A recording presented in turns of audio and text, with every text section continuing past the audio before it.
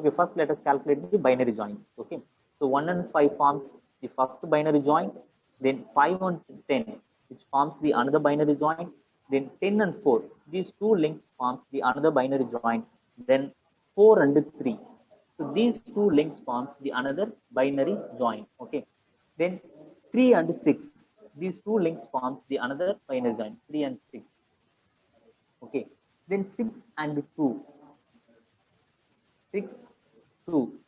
So these two things forms another binary joint. Then 1 and 2, 1 and 2.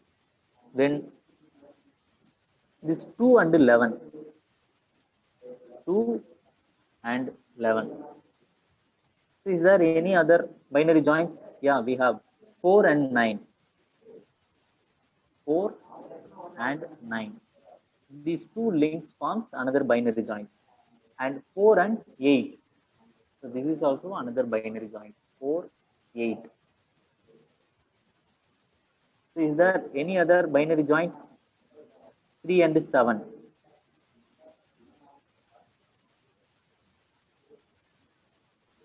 Okay, so how many binary joints? Just add all these values.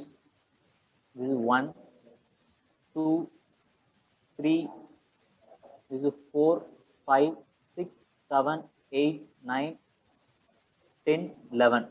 So totally we have 11 binary joints. So how many ternary joints? Prakash, how many ternary joints? So this is the first ternary joint. Okay, where 3 links are joining. Okay, link number 5, link number 9, and link number 11. So these 3 links join together at the same connection.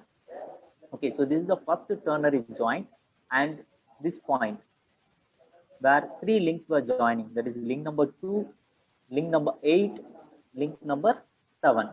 Okay, so these 3 things join at the same connection. Okay, so this is another ternary joint. Okay, and there is no quaternary joint. Okay, so 11 binary joints and 2 ternary joints. Okay, 2 ternary joints. You know very well, 1 ternary joint is equal to, which is equivalent to 2 binary joints. So just add 11 binary joint plus 2 ternary joints. Okay, so 1 ternary joint equal to 2 binary joints. Okay, so totally we have 15 joints or 15 pairs. Is it correct? Is it correct? Devanand, say yes or no. Yes, sir. Hariraj, Sir. புரியுதா எப்படி calculate Yes, sir. பண்ணனு? Yes, sir. Okay. Devan. Then okay, then the last thing to find is the number of degrees of freedom. Okay, so here also we have the lower pairs, that is surface contacts. Okay, and we don't have any higher pairs. Okay, point contacts. So the formula for calculating the number of degrees of freedom equal to n equal to 3 into l minus 1 minus 2j. 3 into l minus 1 minus 2j. Okay, now tell me l value, number of links 11. Number of link is the maximum number, 11 minus 1 minus 2 into j. What is the j value? Joint. Just unmute your mic and answer me. What is the j value? Subination? 15. Very good. 15. 15, sir. So what is the answer? 3 into 11 minus 1. That is 11 minus 1 means 10. 2 into 15? 30. 30. So 3 into 10. It is also 30. So 30 minus 30? 0. 0. 0. So number of degrees of freedom equal to 0. 0. So 0 means it is not a 6. mechanism. It is a structure, okay, which is capable of transmitting forces only. Okay, it will not transmit any motion. Okay, any motion among the links. Okay, it will transfer the loads only. Okay. Okay. this is all about the kinematic linkages problem. Okay, எல்லாருக்குமே இது புரிஞ்சுதா? Has everyone understood? Yes, sir. Okay, okay, fine. So anyway, I have recorded this problem. Okay, I will post it in YouTube. Okay, I will share the link. If you have any doubt in that, just go and watch that video. Okay, and the next problem is, we have 10 more minutes.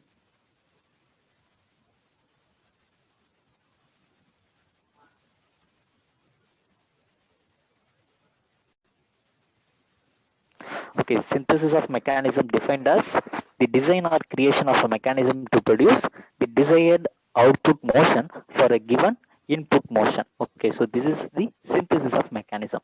It is divided into the three parts, okay, or three types of synthesis. One is the type synthesis. Okay, so we know we have studied many types of mechanisms, okay, or many types of mechanisms like 4-bar chain mechanism, then slider crank mechanism, next one double slider crank mechanism. Okay, we studied many types of mechanisms. Okay, so here the type synthesis refers to the kind of mechanism selected. Okay, so what type of mechanism you are going to select? Okay, whether it is a linkage mechanism or a geared mechanism or built and pulley system, okay, or even a cam system. Okay, so this type system refers to the which type of mechanism to be selected for the desired output. Okay, desired output for a given input motion. Okay, so that is the type synthesis. So this beginning phase of the total design problem usually involves the design factors such as the manufacturing processes, materials, safety, space, and economics. So normally the mechanisms or the machineries are used in the here mentioned places, whether the mechanisms are used in manufacturing processes or material handling processes or safety processes. Okay, the study of kinematics is usually only slightly involved involved in type synthesis. Okay, so type synthesis nothing to do with the kinematics part. Okay, type synthesis means so what type of mechanism to be selected. Okay, so that's it. Then number synthesis. Here, the number synthesis deals with the number of links and the number of joints or pairs that are required to obtain this certain mobility. Okay, for example, in a 4-bar chain mechanism, we have 4 links. Okay, you already know in 4-bar chain mechanism we have 4 links, and any one of the link is fixed. Okay, so this is the fixed link. This is link number 1. This one is the fixed link, and this is link number 2, and this is link number 3, and this one is link number 4. Okay, so in number synthesis we have to determine the number of links for uh, number of links or the number of joints or number of pairs, okay, that are required to obtain this certain mobility. Here the mobility is nothing but the motion. Okay, so in what direction we need the motion, whether it is a rotary motion or reciprocating motion or oscillation motion. Okay, so it deals with the number of links or number of pairs or number of joints. Okay, so consider this mechanism. It has 4 links. Okay, it has 4 links and 4 joints. 4 links and 4 joints. Okay, so joints are denoted as the letters A, B. So this is B is one joint and C is the another joint. D is the 4th joint. Okay, so for this particular mechanism we need 4 link and 4 joints. Okay, so this is the number synthesis. And the third type is the dimensional synthesis. Okay, which deals with the proportions or the length of the links necessary to satisfy the required motion characteristics. So the first type of synthesis is the type synthesis, where we have determined what type of mechanism to be selected, whether it is a geared mechanism, built and pulley mechanism, or cam system. Okay, so that was selected in the type synthesis itself. And the second one is the number synthesis, where we have determined how much link is required for transmitting the motion, okay, or converting one form of motion to another motion, okay, or how many number of joints or pairs are required. Okay, so that is comes under the number synthesis. And the third one is the dimensional synthesis, where we are going to determine the length of each link.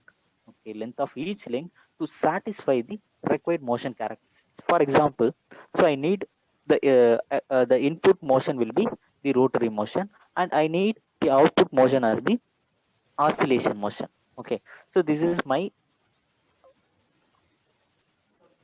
requirement. Okay, so I am having a electric motor where it will give a rotary motion, but I need the output motion must be a oscillation motion. Okay, for example, if you take a wiper mechanism that is used in the automobiles. Okay, so the wiper mechanism is connected with the motor, electric motor. Okay, so it will give a rotary motion as a input. Okay, so what we are getting as a output is the oscillation motion. Okay, which will clean uh, the mirror windshield. Okay, so in dimensional synthesis, the proportions or lengths of the link, okay, necessary to satisfy the required motion characteristics. Okay, so these are the three types of synthesis. Okay, so in designing a mechanism, one factor that must be kept in the mind is that of the accuracy. Okay, so um, wherever you go. Okay, so in any industry, in any manufacturing or production industry, so we are concentrated on the accuracy and precision.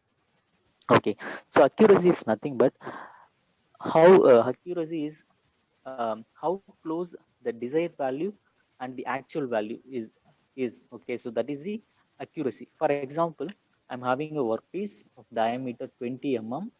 Its diameter is 520 mm. Okay, so I'm going to turn this workpiece to a diameter of 18 mm. Okay, the output diameter, the final diameter must be 18 mm. Okay, so after removing the excess material, okay, now I have the final product. Okay, so I'm going to check its diameter. Okay, so its diameter is 18.5 mm.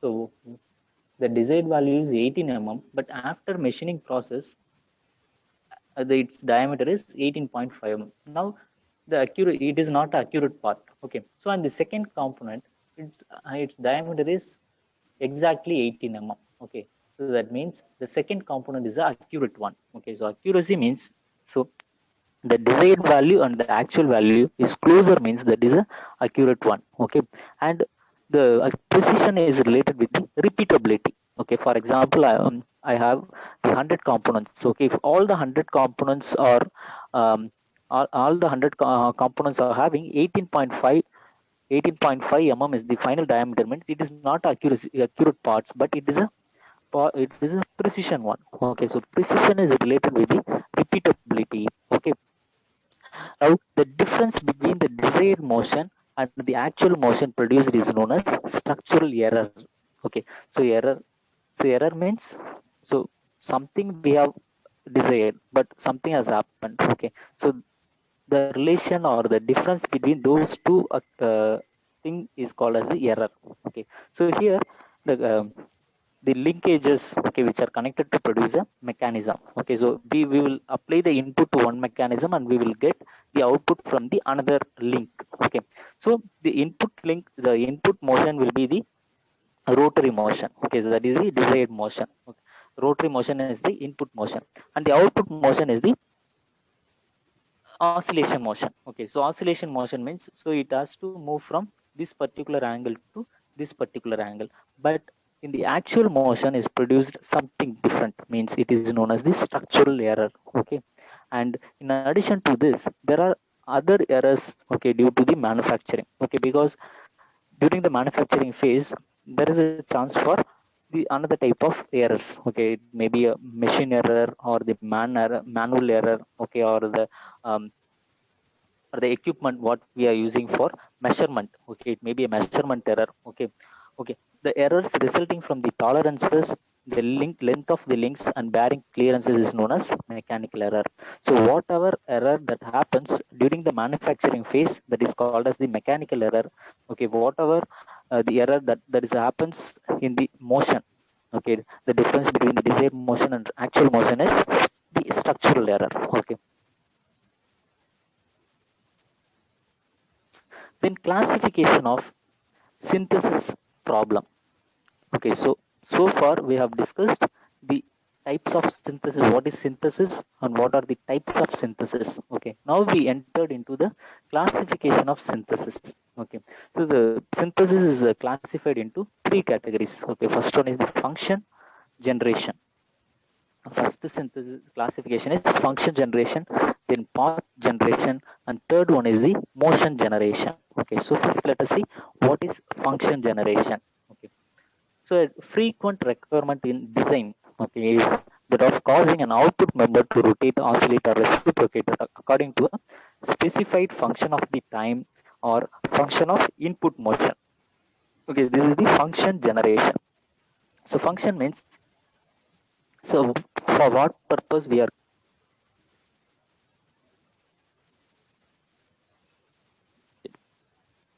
okay, so this is the cylinder. So inside the cylinder we have piston, okay, and the piston is connected with the connecting rod. Okay, and the small end of the connecting rod is connected with the piston, and the big end is connected with the crankshaft. Okay, so consider this mechanism here. The piston will reciprocate inside the cylinder. Okay, and the reciprocation motion is converted into rotary motion, okay, through the connecting rod. Okay, the connecting rod is connected with the crankshaft and the connecting the crankshaft and the piston. Okay, so the input motion is the reciprocating motion. So this reciprocating motion is caused because of the combustion process that is takes place inside the cylinder. Okay, so the input motion is the reciprocating motion that is converted into rotary motion. Okay, so here the function generation will be the rotary motion. Okay, so in most of the cases we are requiring the members, the output members, to rotate or oscillate or reciprocate. For example, in a shaper machine, okay, if you take shaper machine, the input motion is the rotary motion, the output motion will be the reciprocating motion. Okay, or if you take the wiper mechanism, okay, where the input motion is the rotary motion and the output motion is the oscillation motion. Okay, so a frequent requirement in design is that of causing an output member to rotate, oscillate, or reciprocate according to a specified function of time or function of input motion. Okay, this is called the function generation. Okay, எதுக்காக இந்த mechanism நம்ம design பண்ணறோம், என்ன ஃபங்க்ஷனை இது serve பண்ண போகுது. Okay, that is function generation. Okay, a simple example is that of synthesizing a 4-part linkage to generate a function y of x, where y is the output motion and x is the input. Okay, the input may be a input would represents the crank angle. Okay, crank angle or input crank. Okay, or the linkage that would be designed so that the motion of angle of the output rocker would approximate function y. Okay, so if you take the IC engine, that example earlier I gave you, okay, where the y is the output motion, okay, that is the rotary motion of the crankshaft. The x will be the input motion, okay, that is the reciprocating motion. So this is the function generation. And here we have some examples, like in conveyor line, the output member of a mechanism must move at the constant velocity of the conveyor while performing some operations like the bottle capping or return or pick up the next cap and repeat the operation. Okay, so these are the few operations that takes place in the bottling process. Okay, so if you take conveyor line, okay, the conveyor line must move in the constant velocity. Okay, so this is the first operation. Then the output members must pause or stop during its motion cycle to provide time for another event. Okay, so first the in conveyor line, the conveyor line must take up the bottle capping. Okay, so after that the cap must be put over the bottle. Okay, that is the second process. Okay, so during that process the the motion of the cycle should stop. Okay, so after that it again repeat the process. Okay, so like that its function has to continue. Okay, so this is function generation. Then path generation. So path generation is the next classification.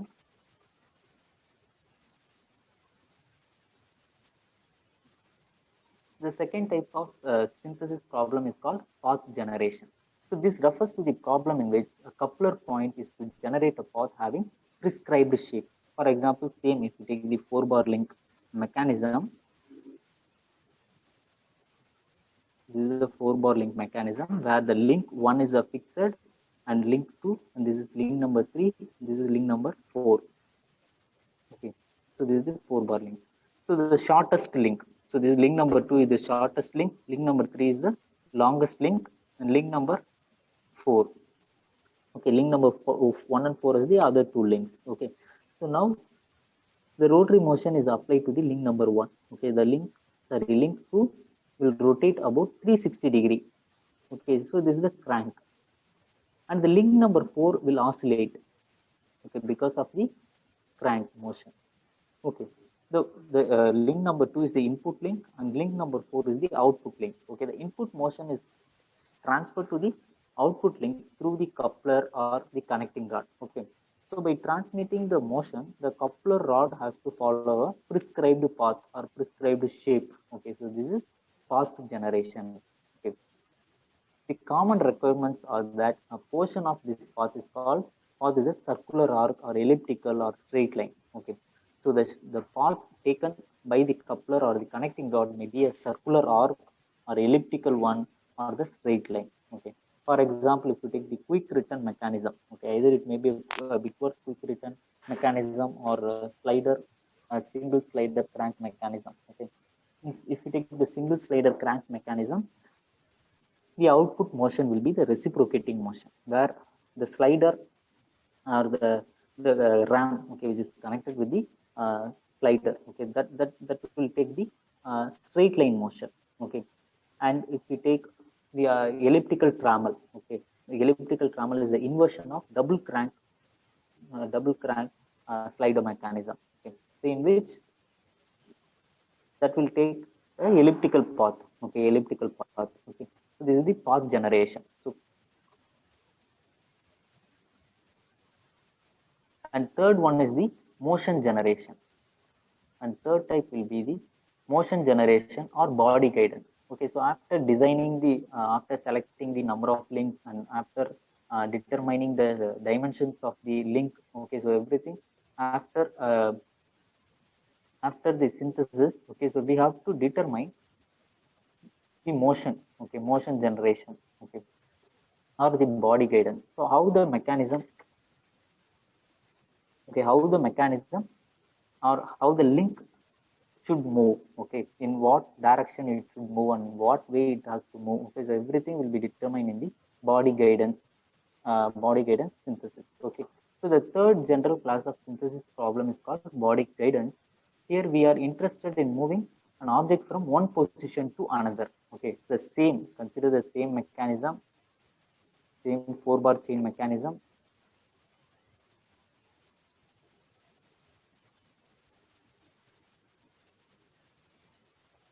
Consider the same 4-bar mechanism where we have one crank and one rocker arm.